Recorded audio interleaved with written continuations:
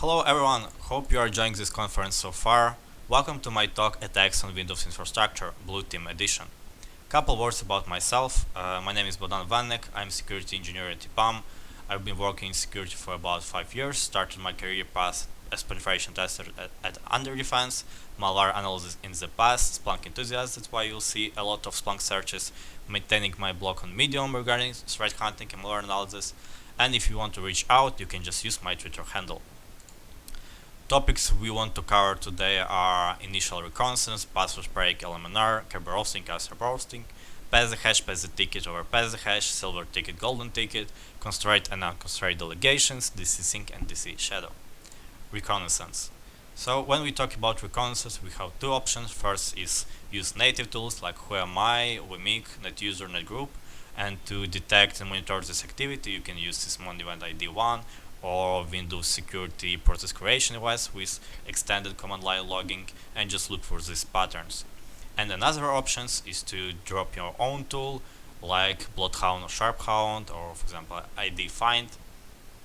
Basically these tools just heavily utilizing LDAP protocol to enumerate Active Directory objects and find different relationship between these objects and find different attack passes which you can use to, for example, get domain controller or administrator privileges. Yeah, and as we mentioned before, it's heavily using LDAP filters, and if we just dive deeper inside source code of, in this case, Sharphound, you'll see that you heavily using LDAP filters and trying to enumerate all different stuff from Active Directory. To monitor this activity, by default, Windows doesn't log at all, but you can enable LDAP performance monitoring logging with event ID 1644. And to enable that, you just need to set these registry keys and values. And here is the list of guide to set these keys.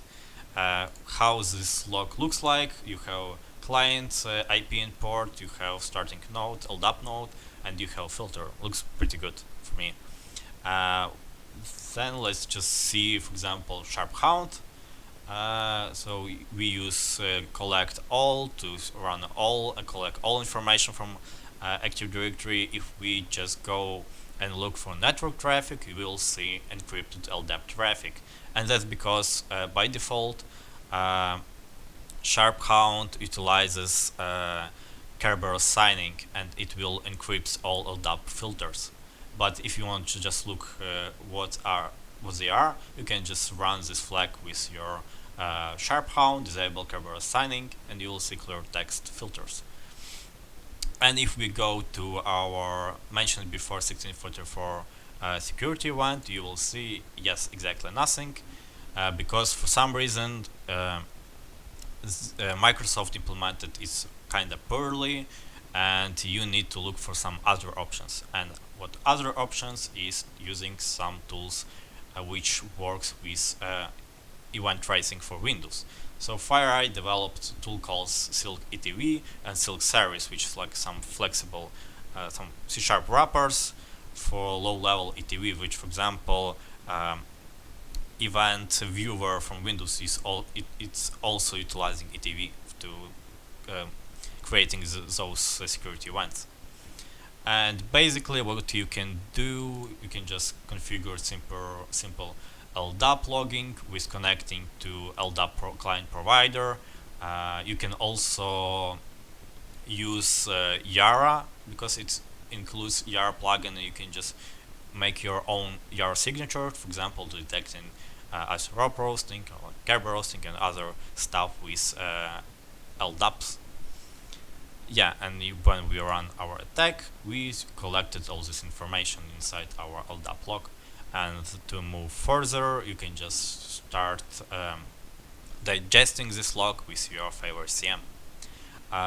If you wonder what you can look for inside your LDAP data, Microsoft ATP team compiled this list of LDAP filters which are used by different plugins, reconnaissance tools. So basically you can just install Silk ETV series, compile a couple of detection using these filters, and you are ready to catch some initial reconnaissance in your network. password spraying, LMNR, PTNS, and MDNS. Password spraying. So the main difference between password spraying and default password brute force is that you are using one password against many different accounts, with trying to avoid account lockout. There are a lot of tools, scripts to do that. Basically, you have a list of users, you have a list of passwords, and you're just trying to spray with one password to many users. By default, in case of NTLM authentication, or for example SMB authentication, you will see a lot of 4625 events. And if you make some grouping with source destination and look for unique usernames, you can come up with your first detection, password spraying detection. So basically we're trying to find a threshold for unique usernames within a specific period of time with like source and destination, and you will catch some password spraying. But there are other authentication protocols like Kerberos which won't generate any 4625 events. In that case, for example, in case of Kerberos you will get a lot of 4771 or Kerberos per authentication failed events. But you can apply just the same logic as we did with 4625 events to this one as well. And the other events we want to look for because they will be missing in 4625 and 4771 is like Kerberos invalid users, disabled users, or NTLM invalid wrong passwords, and 4648 or authentication using explicit credentials can be useful for us as well. LMNR and NBT and NS and DNS. So basically LMNR is protocol which was developed by Microsoft for cases when domain controller is for some reason is unavailable, but you still want to resolve some host names. And how it works, basically you're trying to resolve some host name with your DNS, it doesn't know. In that case you will make some multicast request to your network asking maybe someone know the IP for that specific host name.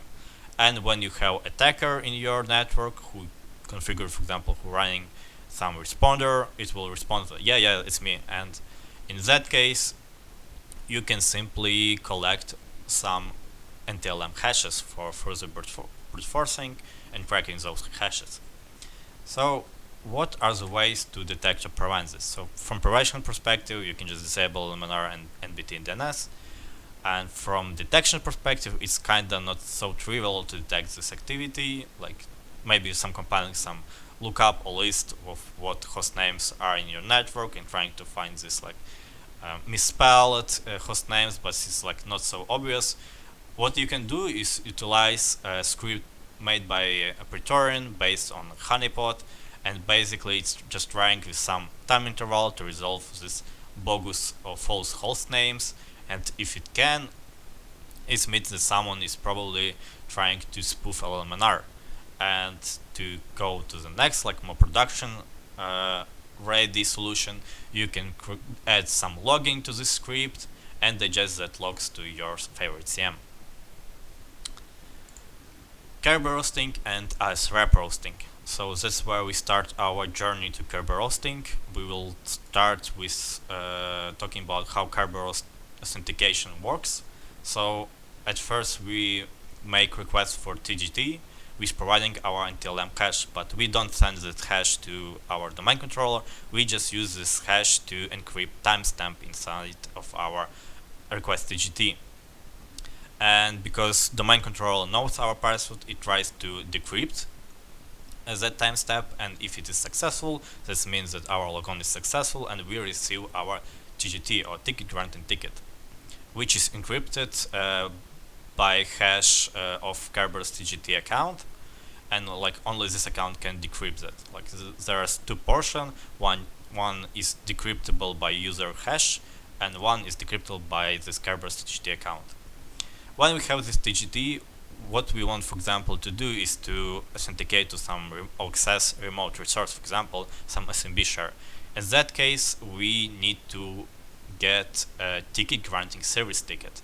So to do that, we make requests for TGS presenting our TGT request, and domain controller just responds with encrypted TGS ticket, which is encrypted with service account hash.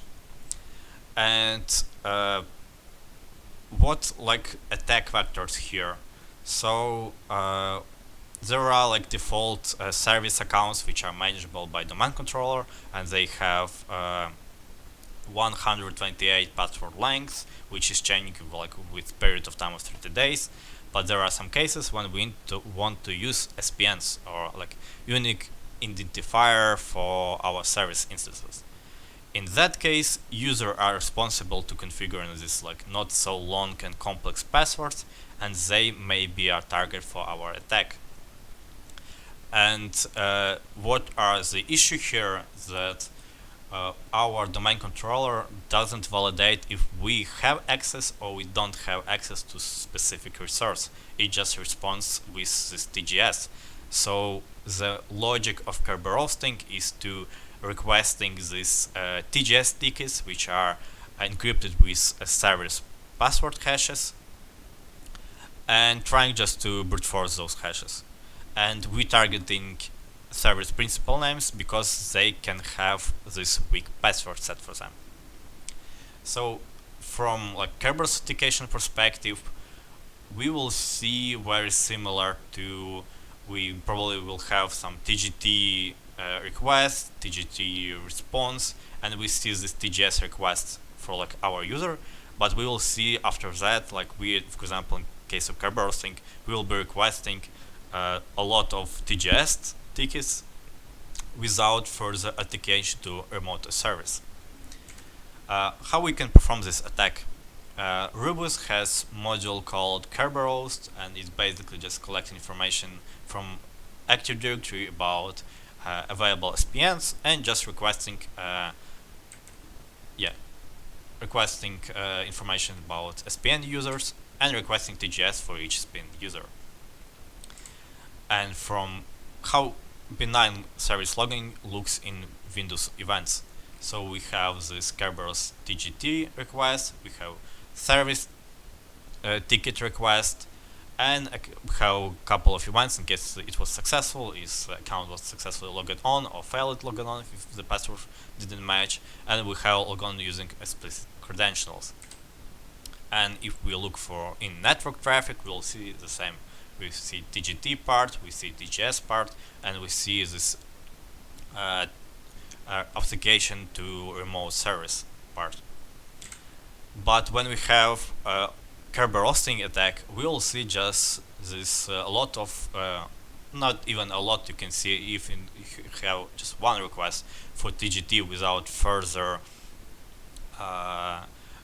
login using explicit credential or prior TGT request, then this can be indicator of Kerberos.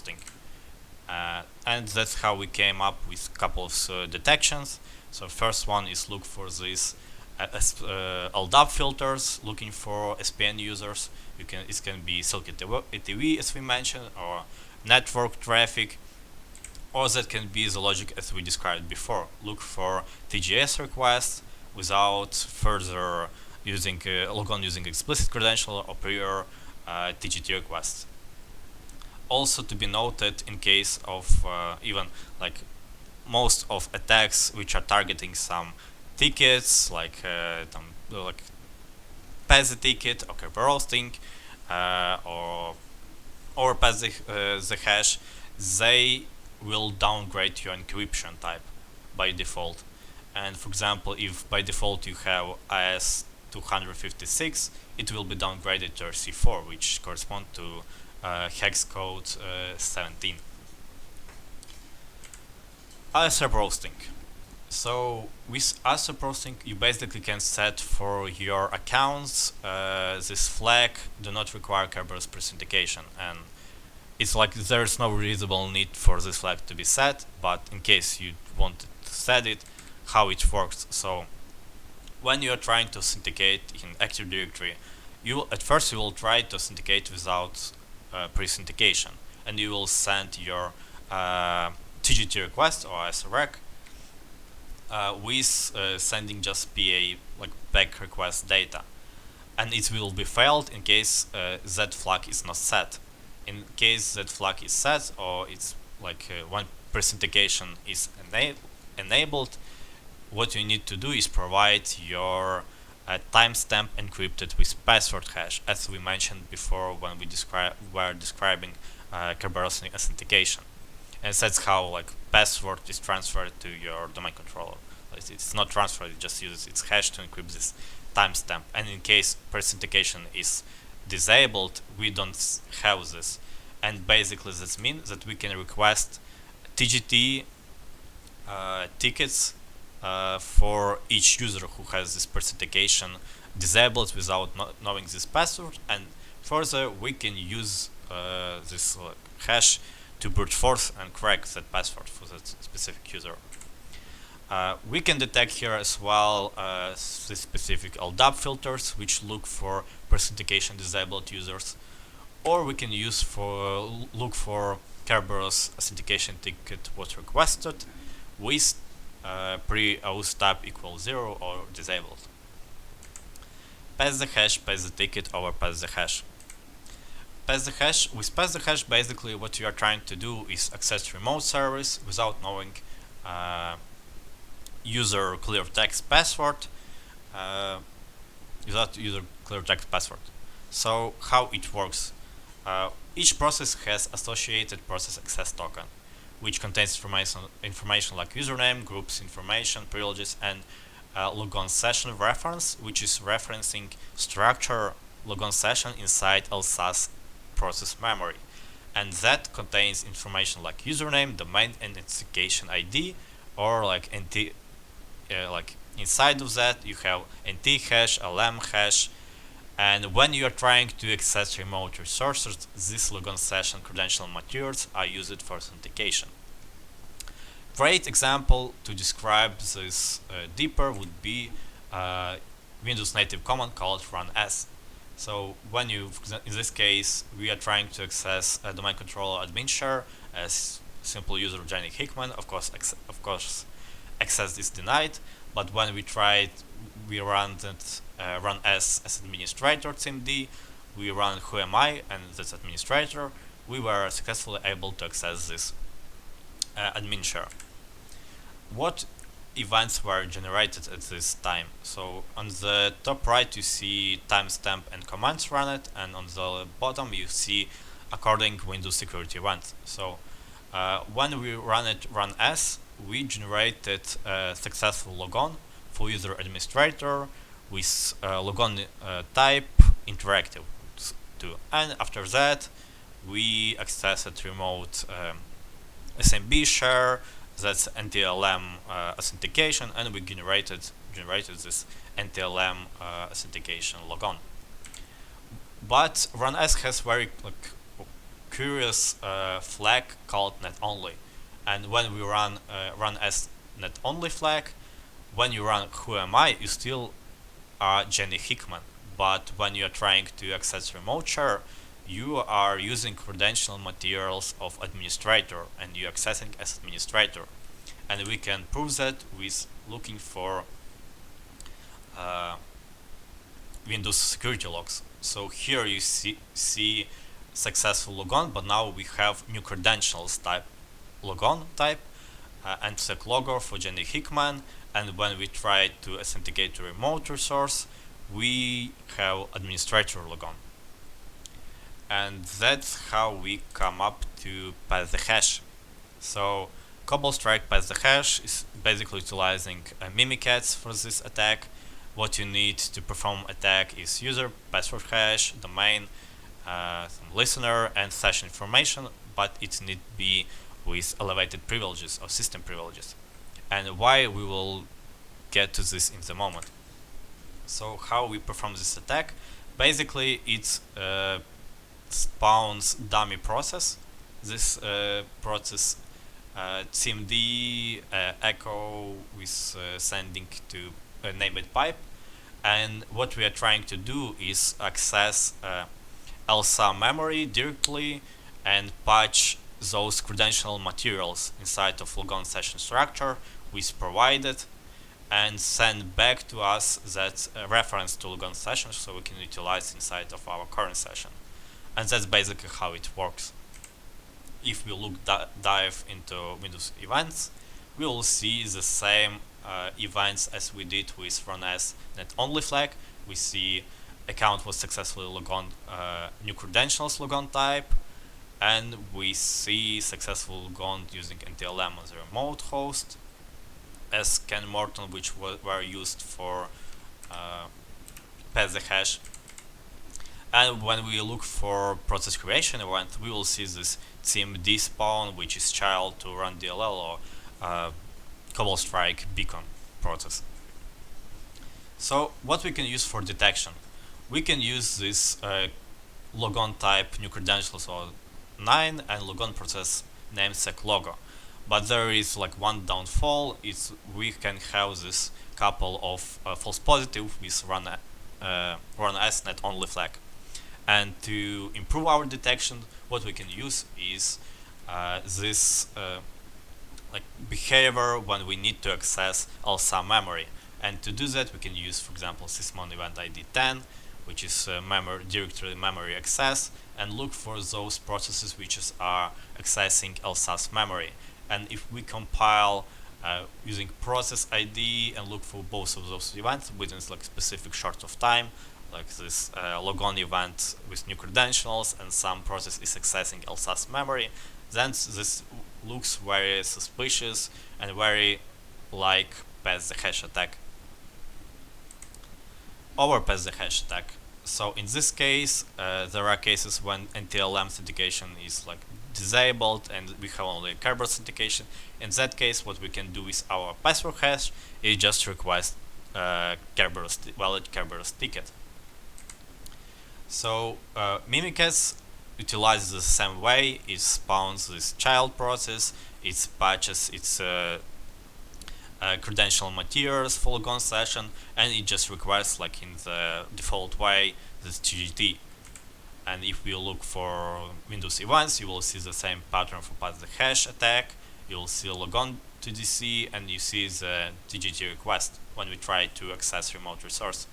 And basically how you can distinguish two of this is you have this pass the hash pattern with according sysmon event 10 access to LSA's memory, and further you have in case of pass the hash you have NTLM logon, in case of overpass the hash you have Kerberos logon. But we have case with Rubus, which has this model askTGT, which looks to like work in the same way, but it's not. It doesn't access LSA's memory. What it's trying to do is craft this askTGT packet and directly ask your Kerberos, your domain controller, for this ticket, and then just perform pass the ticket attack. In that case, you won't see, as you can see here, any new logon activity, etc. You just see TGT was requested and Kerberos logon. So yeah, because Rubus manually crafts this packet, you don't see any of those activities. So how you can detect that? Well, if you have sysmon events code 3, you can look for connection like from suspicious processes to destination port 88, which is Kerberos, on your domain controller. And with this like small and very straightforward detection, you can detect like different overpass the hashes activity or ask TTT activity to detect overpass the hash attack. Next comes pass the ticket.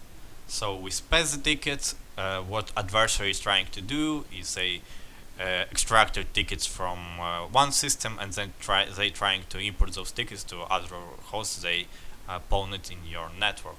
So basically it's the same way where we're trying to access remote servers without knowing account password. So when we have this default Kerberos authentication, we have request TGT, receive TGT, request TGS, receive TGS, and present TGS to remote service. In case we have pass the ticket, we don't have first two steps because we already have the TGT, we just imported that. what we see in Windows security events is just request for TGS for specific service. And to perform this attack, we utilize robust monitor functionality, which is basically with specific interval, just list of currently cached TGT tickets, and we can just dump those tickets. And on the target host, we can just run pass the ticket, provide the ticket, and now we have this ticket in memory, and we are able to access remote services. And from Windows event perspective, as we mentioned before, we will see only this Kerberos service tickets was requested. So what we can look for from detection perspective is requesting for TGS or requesting for TGT renewal events without prior TGT requests. So basically you have TGS requests or you have TGT renewal requests, but you won't see in the past, and this past can be up to 10 hours TGT events was requested events. From my experience, in this case I tried to somehow compile them together, but from production perspective it's better to split both of these and make separate detections for cases where you have TGS without prior TGT or you have TGT renewal without prior TGT requests. Golden tickets. So how golden tickets works? So basically, as we mentioned before, in Kerberos authentication, we have request TGT providing our hash, and we receive this TGT, which is encrypted with Kerberos TGT account hash. And if we know this hash, we can forge ourselves like different tickets for different accounts, for any accounts, even not existing account, to be true. And from this attack perspective, you will see from a Windows event perspective, you will see that there is no events for asking for TGT, as in pass the ticket attack. You will see just requesting for TGS service, some remote services, which you are trying to now access. So how we can get this Kerberos TGT account hash? You can use DC sync, and we will talk about that attack later. Or you can just dump NTDS DIT or LSAS process dump on your domain controllers as alternatives. Basically, you just collect this hash. You need domain seed and domain, and that's all. And you can use Mimikatz Kerberos Golden module, and you can just issue this ticket and perform pass the ticket attack to import this ticket and becomes this evil admin. From Windows log perspective, all you see is just successful logged on your destination host, which you are trying to access, and Kerberos service ticket was requested, as we mentioned. So basically, golden tickets is just another ticket for your pass the ticket detections. Now let's talk about silver tickets. So silver tickets, it's in kind of very similar to golden tickets, but now you are not trying to target Kerberos service itself. You are trying to attack some service account passwords. You are like cracked, for example, hashes for, and now you can issue different TGS for that specific ticket. And with that, you can issue, for example, for not existent user, or grant yourself higher privileges. But if we trying to compare two cases, when we have default authentication and silver ticket, you will skip all that communication with your domain controller. You just craft your TGS and you'll just present TGS to your remote service. For example, in case of Mimikatz, we use the same module Kerberos Golden. We provide service we are trying to use to issue this TGS for, and that's all. For example, in this case, we issued a ticket for user called Darskitius and performed pass the ticket, but pass the ticket in case of TGS is much harder to detect. And when we try to access this remote share, we were successfully able to access it. So Silver ticket detection is really hard. So what you can look for is, for example, look for non-existent users or look for anomaly privilege assigned events. In case of a not existent user, you can just compile list of user creation events, for example 4720 events, and compare it to your logon events, for example for past 24 days, etc, etc. In case anomaly privilege assigned events, it's also you compare like previous span of time, for example prior to today for last 7 days, and you compare to time for last 24 hours and look for this privilege assigned events like 4672. And if you discover that, that's probably something suspicious is in your network. Constrained and unconstrained delegation. So unconstrained delegation is used to grant resource permissions to authenticate to another resource on behalf of any user in case of unconstrained delegation. Example would be web server needs access to database server to be able to make changes on user's behalf. So when we have this default Kerberos authentication, we request TGT, we receive TGT, we request TGS, we receive TGS, and we present the TGS to our remote server. In case of unconstrained delegation, when we're trying to request TGS for server presenting our TGT, we will get this TGS as well as forwardable TGT which are encrypted with server account hash, and then this remote service will be able to provide this forwardable TGT to authenticate to remote servers, making this similar approach. From like a more human readable perspective, to enable this, you just need to set delegation, trust this computer for delegation to any servers. It's basically just caching all TGT in memory, and if you can access this computer and make some elevate your privileges and dump all these tickets, you can just move laterally as you wish. And in case some, for example, domain administrator accesses this share, he will you will cache his TGT as well. So that's like it's bad.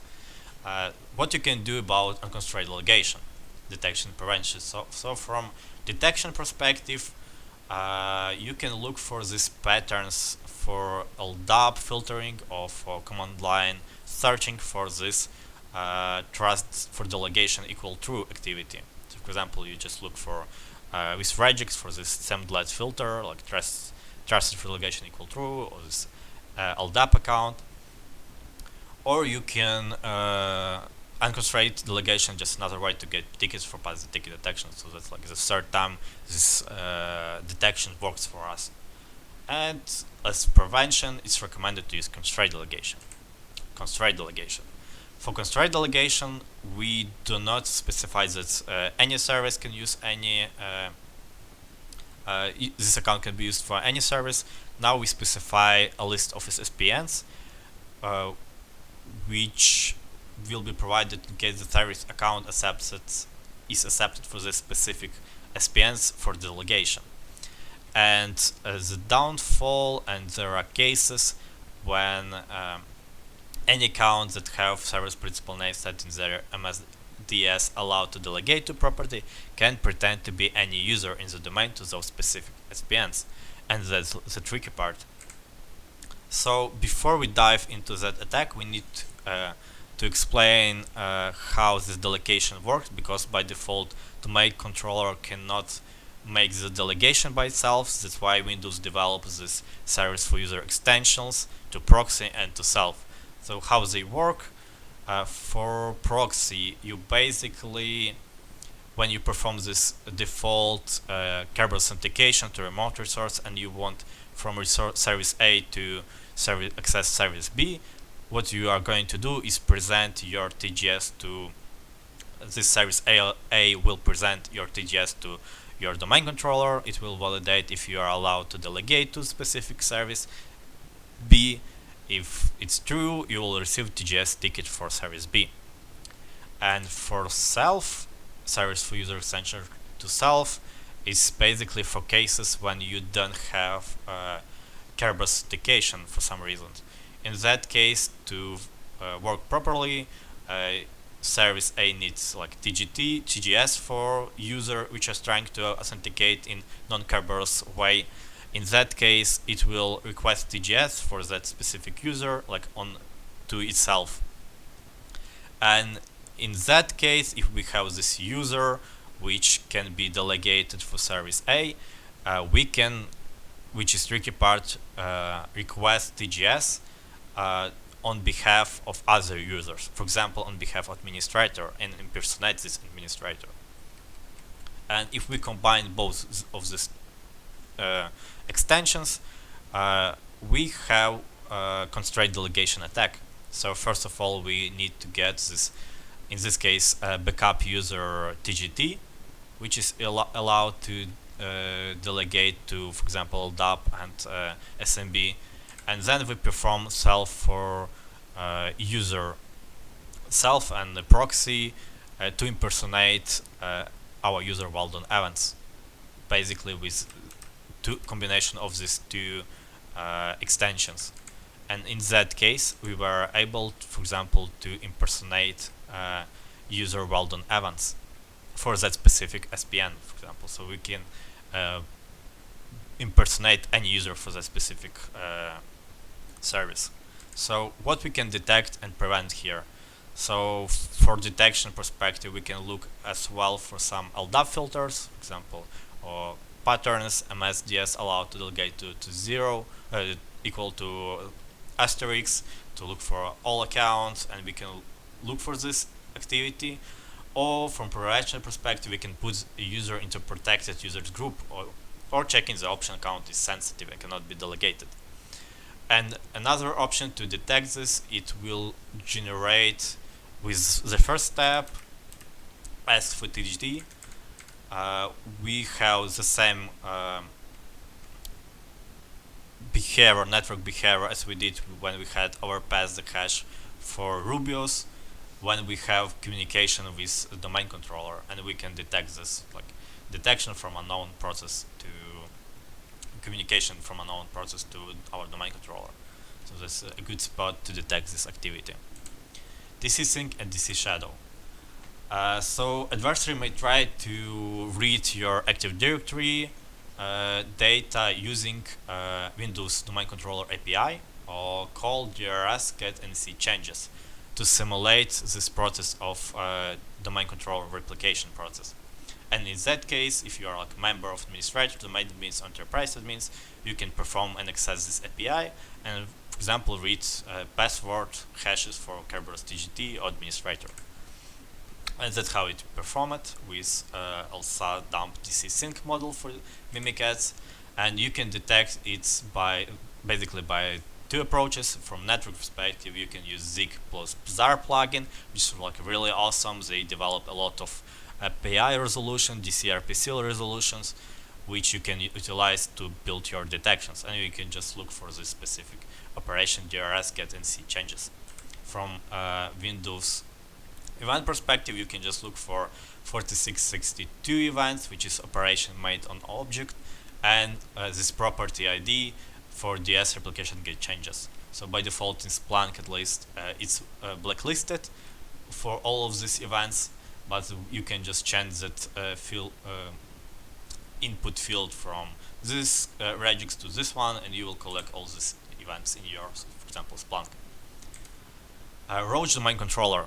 For in this case, we have DC Shadow attack, and we are trying to look like very similar. We're trying to impersonate or simulate behavior of DC, and in this case, we are not just able to read data from domain controller, we are able to push our own data or change data inside of our Active Directory. So when we performing DC Shadow, is basically we need high enough privileges to perform this attack, and when we have this access, we can, for example, change simple user group from, for example, not admin to domain administrator group, and access remote resources. To detect this, we can utilize Zig and Pzar as well, with this according operation for DRS at entry or DRS replica at, or we can look for events 4722 where service principal name was added with this prefix for global catalog, which is unique for your domain controllers. And if this doesn't match with your asset inventory, then this probably looks something like NDC Shadow attack. So summary, congrats, now you're a Kerberos guru. Audit all DAP queries, catch most of reconnaissance activity, remove administrator permission from users from their extensions, because Mimikatz uses pass the hashes or some overpass the hashes, or like this different golden ticket stuff. So you need to make this Mimikatz run harder. So remove administrator permission from your users. Use strong passwords for any accounts, especially for SPNs, so they won't be so easy to crack. By default, ticket-related acts will downgrade your encryption algorithm, so look for those RC4 or 17 hex values inside your logs. And last but not least, run Bloodhound and Plumbhound to discover those Windows Active Directory misconfiguration or some hidden passes before like attackers do. So thank you for listening to my talk. Hope you enjoyed that. So do you have any questions? Okay, Bogdan, thank you for your great talk. And now we are ready for questions and answers. Let me check whether we have anything right now. Okay, not yet. So I remind you the rules. If you're in Zoom, you can raise your hand. I will give you the mic and you will ask your question out loud. If you are not in Zoom, or if you don't want to take the mic, just type it in Q&A section in Zoom or chat in the live stream.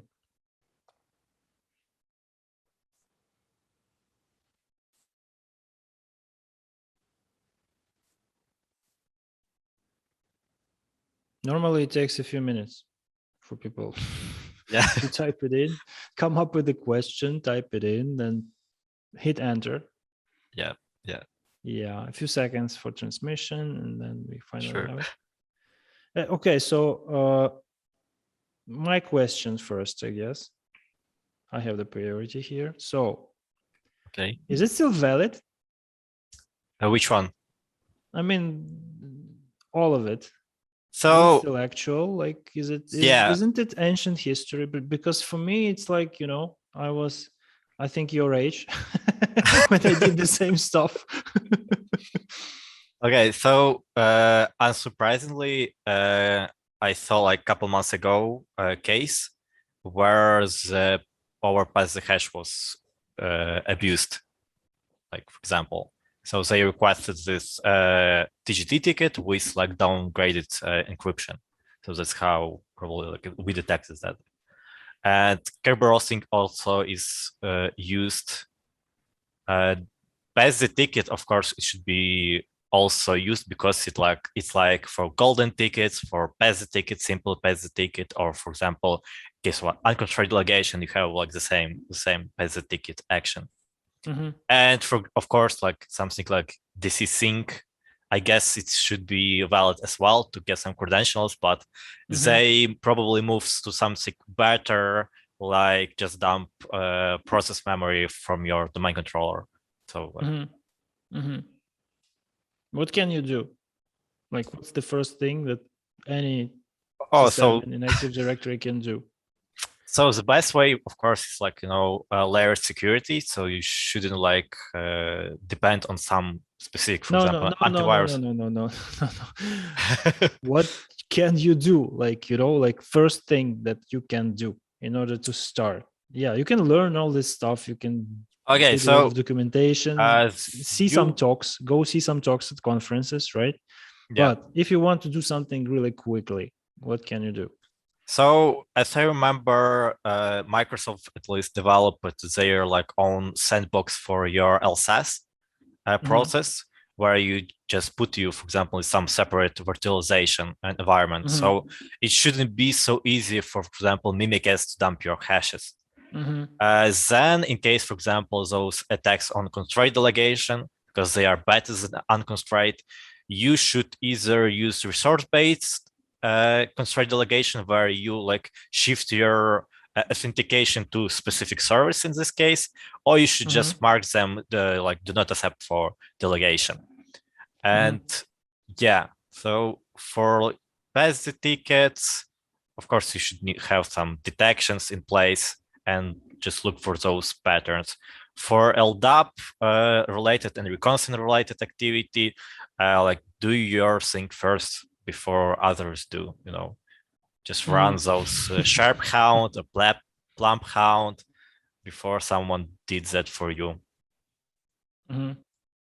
Is there any like sanity precautions, like I don't know, running pin castle once in a while and see whether Yes, you know, it's like some configurations degraded, security gauging, like again. So basically, you just need to constantly look for some gaps in your environment, gaps in your detections, gaps in your prevention capabilities.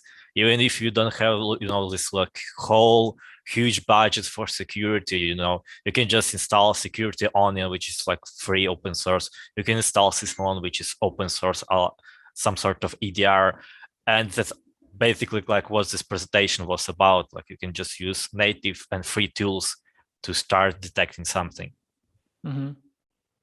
Yeah, all nice advice. Okay, so I think it will be with us forever, as long as we have some on the ground infrastructure, and then they will successfully migrate it to the cloud, and we will still be having it, because yeah, the way they implemented, the way they married Kerberos and LDAP, it still amazes me how it even works. Yeah, and now there's like it's a lot of fun. Yeah, now there's like tricks where you can have, of course, you know, like Azure in the cloud, but there are some sort of, for example, hybrid infrastructure, and you still can, for example, dump everything from the cloud using your like internal. Why do you think? What are your thoughts about why it so happens? They allowed for some backward compatibility for hybrid cloud installations, or what? I guess so. Maybe they forgot that they are Microsoft and they just forget to involve some security guys from their teams to, you know, when you're developing your product. They have some capability, they have some capacity, they have some really cool security people working for them. They're just not looking in this direction. Yeah, I don't know. Maybe there's, you know, there's like some deadlines or project features, which have as usual, and they just missed that part. Or it was like, you know, when you have this like big zoo of different tools and technologies, it's probably not so obvious how to fix them, and that probably the best case to explain. And this is like this latest vulnerability, like print nightmare or spool nightmare, and there's like 20 others different vulnerabilities which came one after every because like, finally patch. someone pays attention. Yeah, and that's what happens when someone is paying attention. Yeah, okay, it looks like we don't have any questions, which is okay, surprising, but maybe that was enough information and no additional questions. I hope so. Right. Okay, thank you, Bogdan, very much. Thank you, guys. And to Oleg for today's workshop. We have a lot of positive feedback, and everyone is cheering you up. It was really nice. And yeah, my colleagues were just sitting and watching because I'm glad to hear that. Cool. So keep up with the great work. Hope to see you around. Cheers, guys.